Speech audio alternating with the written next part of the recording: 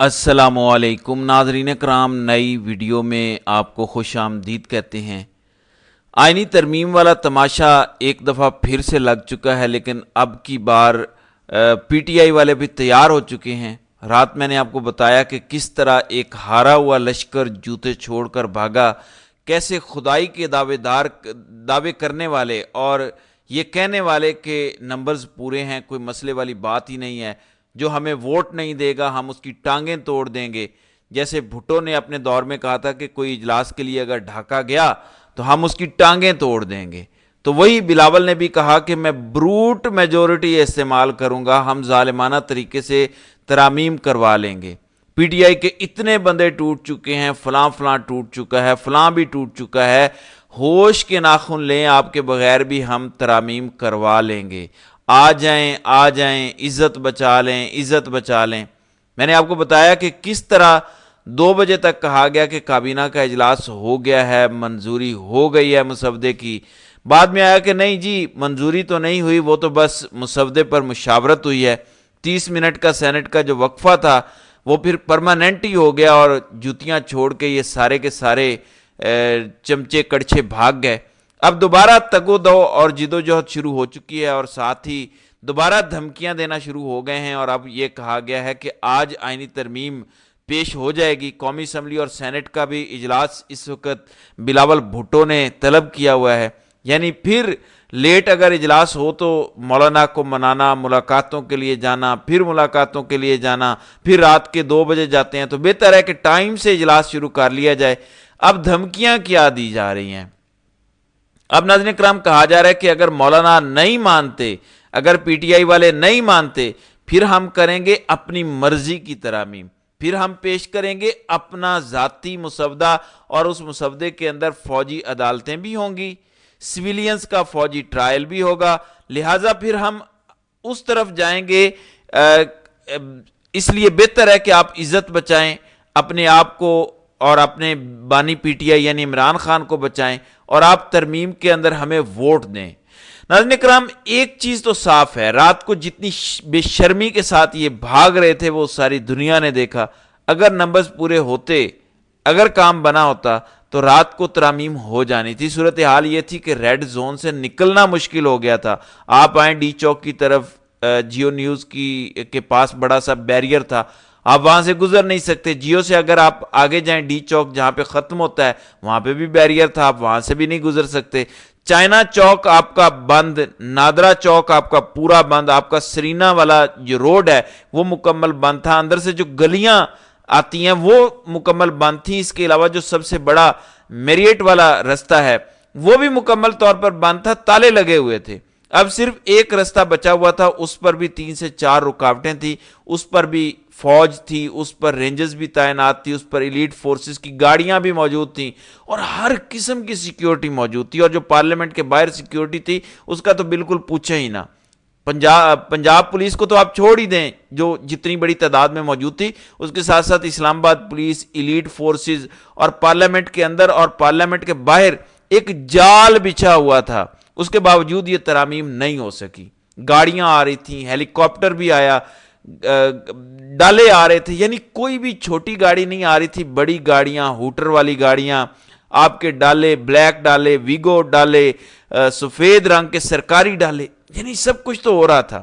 اگر آپ کے پاس نمبر پورے ہوتے آپ کر گزرتے یہ سب کچھ۔ اب ہو کیا رہا ہے؟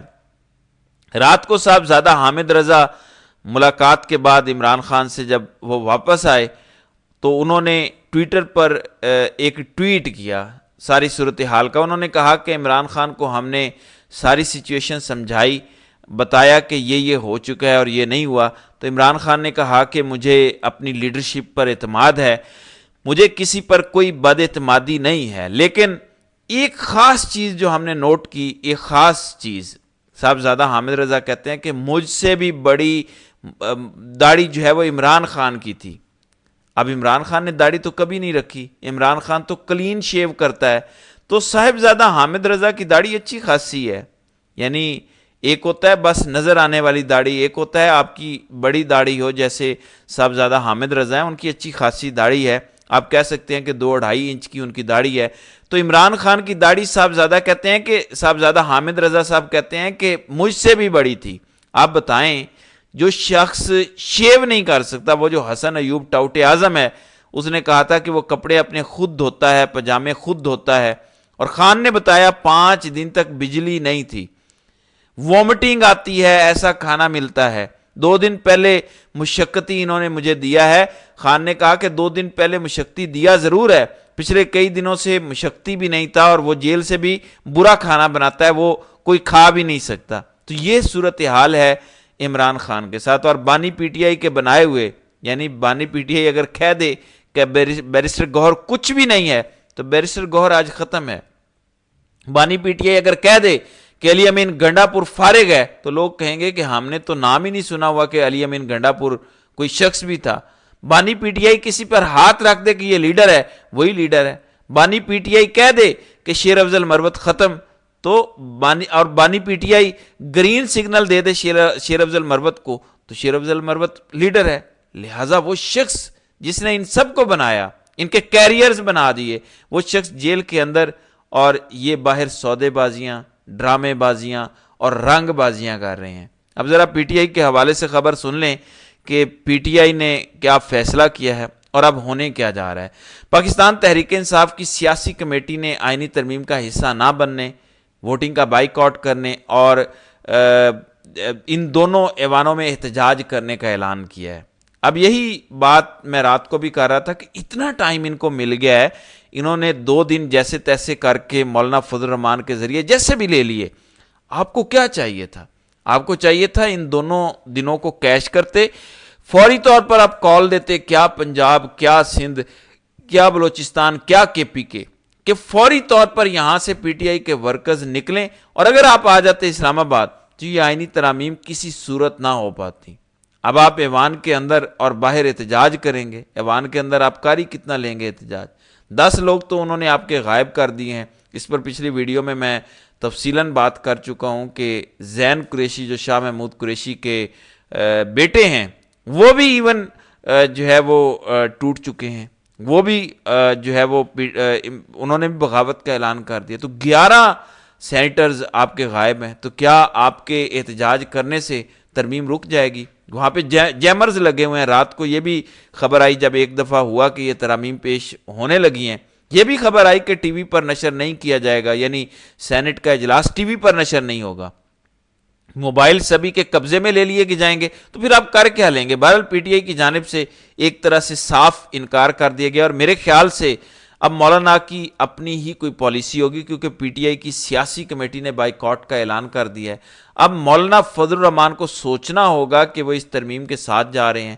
جو رات کو خبریں چل رہی تھیں, ذرائع سے یہ کہہ رہے تھے کہ مولانا مان چکے ہیں, تقریباً مان چکے ہیں, یہ مان گئے ہیں, ابھی جانے لگے ہیں, ووٹ دینے لگے ہیں, ترمیم پیش ہی مولانا کریں گے. اب مولانا کو فیصلہ کرنا ہوگا, اور رات کو اچک زئی سے بھی پی ٹی آئی کی ملاقات ہوئی, تو لگتا یہ ہے کہ یہ جو تحریک تحفظ آئین پاکستان ہے, یہ ان کا مشترکہ لاہ عمل ہے کہ اب دم دم مست کلندر ہوگا اور اب کوئی ادھار نہیں ہوگا. بہرحال بہت ہی متنازعہ چیزیں اس ترمیم کا حصہ بننے جا رہی ہیں.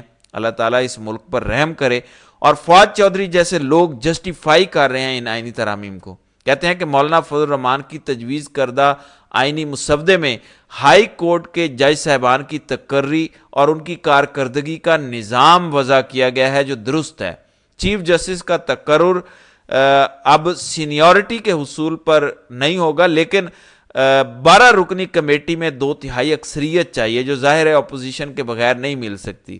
لہذا چیف جسٹس منصور علی شاہ ہی ہوں گے.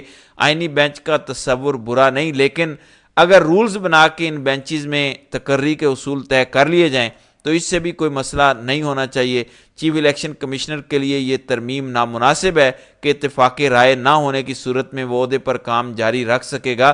اس میں 90 دن کی مدت ڈال لیں تاکہ نئے چیف اور کمیشن کی تقرری ہو سکے. ابھی تک اس ترمیم کے لیے جو مار دھاڑ اور خوف پیدا کیا گیا ہے وہ سمجھ سے باہر ہے. ترمیم تو ویسے ہی بات چیت سے ہو سکتی تھی, پھر پاکستان کو پوری دنیا میں ایسے بدنام کرنے کی ضرورت کیا تھی؟ بہرحال فواد چودھری صاحب جو مشورے دے رہے ہیں ان پر عمل ہوتا ہوا تو نظر نہیں آ رہا, اور اب جو آئینی ترمیم کے حوالے سے تیاریاں پوری ہو گئی ہیں، آج بھرپور کوشش ہے اور آج 99% چانسز یہ ہیں کہ کڑاکا نکال دیا جائے گا، کچھ نہ کچھ کر دیا جائے گا۔ اور جو قومی اسمبلی سے خبر آئی ہے ابھی، اس کے مطابق سیکیورٹی کے پیش نظر قومی اسمبلی کے اجلاس میں مہمانوں کے داخلے پر پابندی عائد کی گئی ہے۔ صرف میڈیا کے ان نمائندوں کو پارلیمنٹ ہاؤس میں داخلے کی اجازت ہوگی جن کو ڈائریکٹریٹ جنرل آف میڈیا قومی اسمبلی سیکریٹریٹ کی جانب سے فل سیشن پریس گیلری کارڈ جاری کیے گئے ہیں، اس کے علاوہ کسی کو اجازت نہیں ہوگی۔ بہرحال اب تمام تر نظریں مولانا فضل الرحمان پر ہیں، پی ٹی آئی پر ہیں اور پاکستان کی قوم پر ہیں کہ وہ عمران خان جس کی داڑھی بڑھ چکی ہے، جو جیل میں بیٹھا ہوا ہے، جو اپنی جنگ نہیں قوم کی جنگ لڑ رہا ہے، جسے کھانا تک میسر نہیں ہے، جس کو بجلی میسر نہیں ہے، بنیادی انسانی حقوق اس کے غصب کیے گئے ہیں، تو اس کے لیے یہ لوگ کیا کر پاتے ہیں۔ تو ناظرین کرام، آپ کی اس ویڈیو کے حوالے سے کیا رائے ہے؟ آپ اپنی رائے کا اظہار کامنٹ سیکشن میں ضرور کیجیے گا۔